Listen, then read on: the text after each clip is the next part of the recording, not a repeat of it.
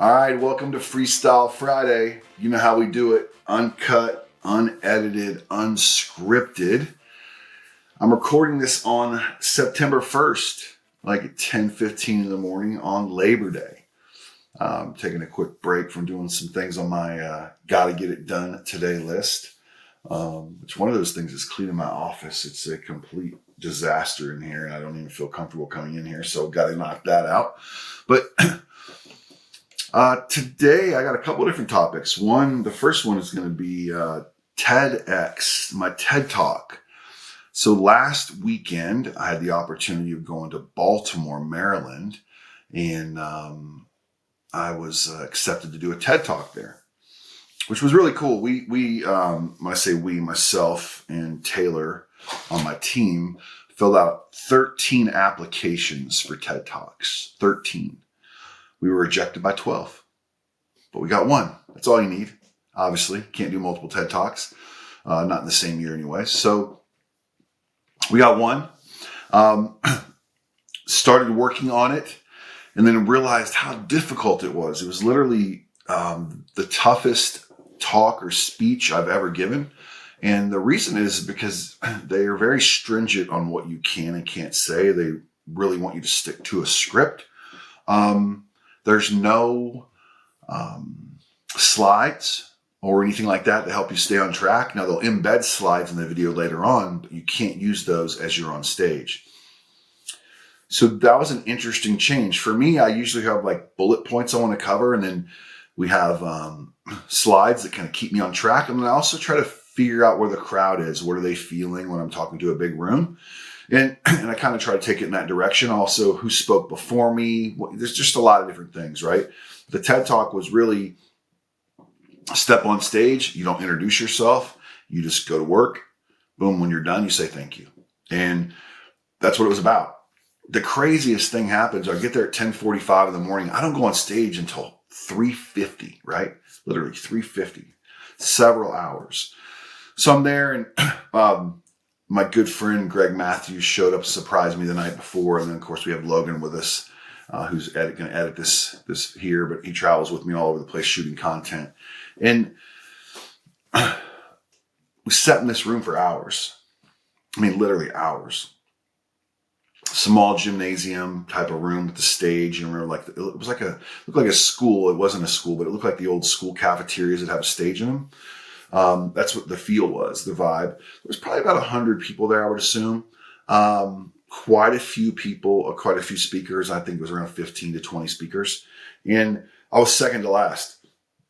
So I continued kind of going over my script and listening to it on audio. I recorded it, just all these different things to try to make sure I brought as much value to the stage as possible. And around 3:00, I said, I'm going to go sit in the car and go through it out loud. So I left the guys inside and I went and sat in the car and started going through it. And then all of a sudden I went blank. I couldn't remember anything, not the opening statement, not the line, not what I couldn't remember any of it. So I stopped for a few minutes and I did some breath work to try to just get the anxiety out. And I told myself, if I don't get it out this time, I'm going to tell those guys to come on, we're leaving, because I'm not going to be able to get up on stage and do it. I'm not even close to being prepared. So the long and the short there is I was able to do the breath work, get the anxiety back down, and do a decent job of remembering as I went through. Got on stage, had about 80% of it. The last 20% or so was kind of a freestyle. I got my message across, but didn't end exactly the way I wanted to. But look, the cool thing about that is the people in the crowd don't know that, right? The cool thing about that is that when you go through formal speaker training, one of the things they teach you to do is to pause instead of using filler words like, yeah, those types of things. So I was able to pause a few times during the TED Talk to regather my thoughts on what I needed to say next, but it looked very intentional as far as keeping the people on the edge of their seats and bringing them in. So I had multiple people come up to me afterwards and compliment me, which was great. You always love to hear the compliments. Nobody, I don't know, I guess someone might come up to you and tell you you sucked. I would like to know if I did suck, obviously, so I can get better. But it was, I had a couple people say the way you paused and drew the crowd in was very powerful. Well, they didn't know that I was pausing because I didn't know what the heck I was supposed to say next. But I've had the opportunity of speaking so many times now that I can pause to regather my thoughts instead of using filler words or going on a different, in a different direction. So that was an enjoyable part of it, getting compliments when you come off stage. But what I enjoyed the most is that it was over. It felt like this massive burden was lifted off me, that I accomplished the TED Talk. I didn't quite know what I was signing up for. Now I know if I decide to ever do another one, that I really have to be prepared with understanding and memorization compared to the way I normally speak from stage. So just a different muscle, right? Just a different muscle group to use in your brain there to be effective and to deliver your message. But I felt really good about the message I delivered. It was reimagine adversity. We'll post it once we receive the TED Talk. It'll go into, we'll create a podcast after it. Actually, we'll do a YouTube podcast and I'll narrate the beginning and let you guys watch it and see what you think. But TEDx is something I've wanted to do for several years. And the fact we were able to accomplish it is a big deal, right? Something else on that list of accomplishments we're doing to grow and get better and be more known in the speaker space. Having a TEDx on my resume is a big deal. Like people go, oh my, you did a TED Talk? So that could possibly open more doors for us, or at least get us opportunities to have conversations with people about speaking at their upcoming events or to their teams or whatever that might be. So the other part of today's Freestyle Friday is it was 2 years ago yesterday that I left my corporate job. 2 years ago that I bet 100% on myself. I went all in. And I knew that betting on myself from past experiences, I had good results. And this isn't me bragging, but when I put my back against the wall, I perform pretty well. Like I'm great under stress or under pressure to put the effort in to get those things I need to do.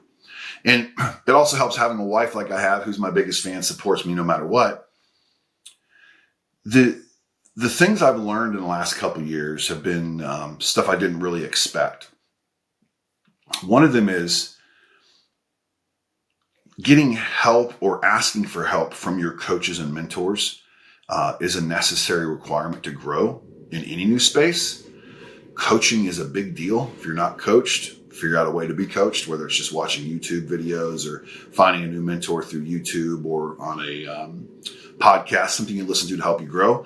But my coaches have helped me shorten the time cycle it takes to get to where I am right now. I believe I'm ahead of schedule on where most people would be 2 years into their coaching and speaking business. But the other thing is, now this may hit different for most people, but it was surprising to me at first, is I've asked for help and assistance from a number of people that are in the same industry that I'm in, the coaching speaking space. Now, I would help anybody if they asked me if I had the opportunity to help them. It's just the kind of person I am. But what I have found is majority of the people I ask for help to get on a stage, to get an introduction, they act like they want to help you. But when it comes down to it, they don't. And I get it, I guess. I mean, that's not the way I think, but the way it's come across in these conversations with these people is, look, man, if I help you, that's one less opportunity I get. And that's the vibe I'm getting now from several people that I've had conversations with, that I thought we were acquaintances and, yeah, I definitely want to see you do well. The truth is, most people don't want to see you do well. As long as I take it back. They want to see you do well as long as it's not better than them, right? As long as it's not taking opportunities from them. So for me, I'm not the guy that needs to have every speaking gig and be traveling all over the place and gone from my family all the time and doing those types of things. I'm very intentional about the opportunities that I want to go after, and we're aggressive when we do that. But now that we've learned that most people don't want to help you get there, you need to figure out the path to go yourself. That's what we're focusing on, right? We're focused on doing that. And I believe we'll have better results in 26 because of that, because of the aggressive nature we're taking to get us out there more intentionality with our social media, the people we're trying to meet, and the people we're trying to get into certain circles with that make the decisions about who gets on stage. Not, hey, you should look at my buddy Chris, he's a great speaker. The chances of that happening are very, very slim. Just know that. So if you're in a different business, you're trying to grow it, just know that a lot of people really are going to help you to most people will help you, again, like I said, as long as you're not going to be more successful than them. So that's a valuable lesson I've learned recently. Even for some people that I really looked up to, I felt like that I could ask them those questions, and then, man, it just feels like they're very hollow. It's the hollow responses. I don't know. It was very disheartening for me, because I'm a guy that if you ask me for something, I'm going to do whatever I can to help you. And I don't think about how it would negatively affect me unless it's, something like, I'm not going to give you cash out of my bank account. It's going to affect my family, obviously. But if it's an introduction, or who do you know that I should know, or Chris, could you put in a good word for da-da-da-da? Because I know you have a relationship with them. And I do that all the time without them even asking. I'll go, you know what? You guys should connect. And I'll shoot a DM or a text message. And the next thing you know, you see them doing a joint venture together, right? They're doing a webinar together, or they're doing something. And I don't feel bad about doing that. And I'll continue doing that. But one of the most valuable lessons I've learned in the last 2 years is most people don't want to help you get where you want to go. So you do have to do the work yourself. You do have to find the roadmaps and the shortcuts, if there is anything, how to compress time, how to be more authentic, and go that route. So don't be upset when people say they want to help you and they don't. Okay, so there's my rant on that. But the last piece about opening my business 2 years ago is I've been able to live a life by design. Okay, what I mean by that is my schedule is very flexible. I kind of have my coaching calls on certain days, and Mondays, I don't do any coaching calls. I work on my business. Fridays, we've moved to that now too. We work on our business on Friday for a few hours, and then we take the rest of the day off. But we really structure it and work really hard the other 3 days. We're constantly trying to figure out ways to grow and network, obviously. And that's a 7-day-a-week type of deal through DMs and text messaging. But then I also am intentional with going out here and hanging out with my son. I work from home. This is my home office. And my son's usually out there in the family room playing with the nanny on the 3 days my wife's at her practice. And then the days that she's not, she's here with him. And I do everything I can to get done early, to get out there and play with him and spend time with him. So I gave up the cushion, the luxury, I wouldn't say not stress, because there's tons of stress in the corporate world, but I gave up some of the other things because I wanted to be intentional with my timing and intentional with the legacy that I created by spending more time with my family. And for me, that's a massive win. So out of all the things that I've accomplished in the last year, international best-selling author, Times Square billboard, coaching, working with the U.S. Olympic team recently, working with a great high school football program here locally, coaching people to a very high level, all the speaking opportunities, the TED Talk, and I just got asked to be part of the Battle of the Coaches at the NAM event in Las Vegas. Out of all those things are great. The thing that has the most value for me is the flexibility I have to go play with my son. The flexibility I have that if I hear him out there and he's struggling, I can walk out there and help him. And that outweighs any other thing we've done. We've hit financial goals. We've done all these things. But the number one thing is how much time I get to spend with my son. And I've spent more time with him in the last 20 months than you can imagine.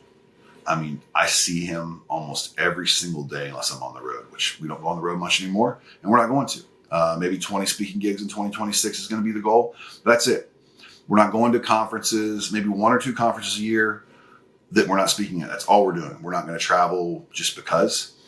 And I'm going to be more intentional in 2026 with the time with my family, and then with the types of clients we really want to do business with. So if you're sitting there trying to figure out what you want to do next and you're not happy with what you're doing, I challenge you to take the time Sit down and get clear with where you want to be and what you want it to look like, and then start working your way towards living a life by design. No one's going to do it for you. No one's going to show up to help you.